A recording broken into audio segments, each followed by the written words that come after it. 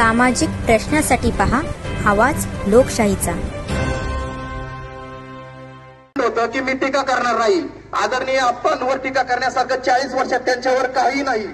आज मी माझं खुल्लावाने त्यांनी अप्पांवर टीका करावी, कुठलाच डाग अप्पांवर 40 वर्षात नाही, असं साफ काम अप्पांनी केलेलं आहे। त्यामुळे विरोधाकडे कुठलाही मुद्दा नाही। आणि आदरणीय अप्पा, मला सांगावंसं वाटतं सर्व ग्रामस्थांना, केडगाव आणि दौंड परिसरात आचारसंहितेच्या आधी पद वाटण्यात आली भाजपची। तुम्हाला 5 वर्ष काही जनता दिसली नाही आणि 8-9 महिन्यापूर्वीच तुम्हाला पद का वाटावी लागली याची खरी खंत त्यांनी व्यक्त करावी, कारण आता त्यांच्या पायाखालची वाळू सरकलेली आहे। 2019ला तर म्हणाले, आता फॉर्म भरताच्या वेळेस ते म्हणाले की 2019ला मी काठावर पाचवले, याची मला खंत आहे। तर मी तुम्हाला सपशेल सांगतो, 2019ला तरी तुम्ही काठावर पास झाला, पण ह्यावेळेस ही जनता तुम्हाला सपशेल नापास करणार आहे आणि येत्या इलेक्शनला तुम्ही कधी कुठल्याही इलेक्शनला पास होणार नाही याची ही जनता काळजी घेणार आहे काय। आणि म्हणतात विरोधक, आज कालच्याच पेपरला स्टेटमेंट आहे, कालचं स्टेटमेंट आहे त्यांचं की कारखान्यावर कशाला बोलता। अहो, कारखान्याचे चेअरमनच आता उमेदवार आहेत, मग कारखान्यावर का बोलायचं नाही हे आधी त्यांनी जाहीर करावं। कारखान्याचे उमेदवार आता विद्यमान चेअरमन आहेत, कारखान्याचे चेअरमन हे आता आमदारकीला उमेदवार आहे, त्यामुळे त्यांच्यावर आपण आरोप करणे योग्यच आहे। आणि 500 कामगारांचा 8 ते 9 वर्ष झालं त्यांचा पीएफ भरलेला आहे, 10-12 लाख पीएफ त्यांचा थकलेला आहे। आज तुम्ही विचार करा, आपल्याच कुटुंबातील कुणी वडील असते, 90 कुटुंबाचं छत्र हरपलंय, वडील गेलेले आहेत, वडील आज आपल्याच कुटुंबातील एखादा व्यक्ती असतात, आपण काय केलं असतं।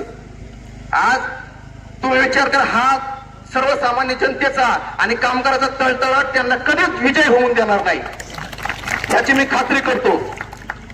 आणि दुसरं एक सांगणार, 20 ते 22 वर्षाचा मी कट्टर कार्यकर्ता होतो आप्पा। 8 महिने मला खेळवण्यात आले, एक क्षुल्लक प्रश्न होता, 8 महिने मला हो बी नाही सांगितलं, नाही बी नाही सांगितलं। माझ्यासारख्या कट्टर कार्यकर्त्याला जर अशी वागणूक भेटत असेल, सर्वसामान्यांचं काय, असा माझा सवाल आहे तुम्हाला। आणि मला असं सांगण्यात आलं, विधान भवनाचं अधिवेशन संपू दे, मग तुझा प्रश्न।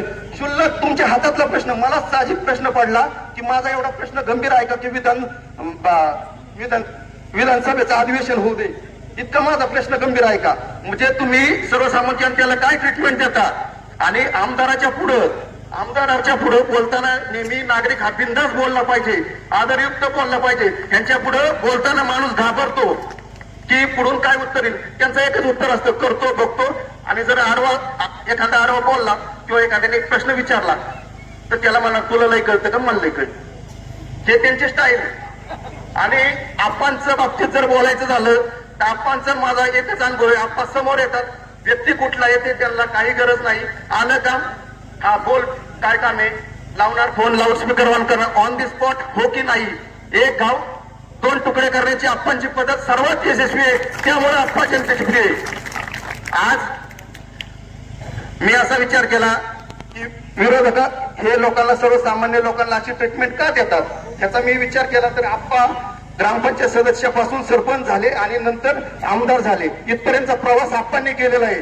हे बाळराजे आप्पांच्या कृपेने वय बसत नसताना सुद्धा आप्पांनी चेअरमन केलं आणि त्यांनी चेअरमन आणि आमदार हीच पदं उपभोगली, त्यामुळं त्यांना सर्वसामान्य जनतेची नाळ माहीत नाही, सर्वसामान्य जनतेच्या बद्दलची कळवळा नाही, सहजासहजी सर्व गोष्टी भेटलेल्या आहेत। आप्पांनी संघर्षातून इथपर्यंत आलेले आहेत।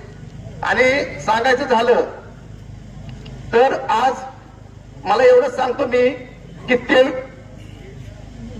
आपण आपल्या गावातून तर 100% लीड देणार आहे, फक्त तुतारी 100% विजय होणार, पण कुणीही गाफील राहायचं नाही।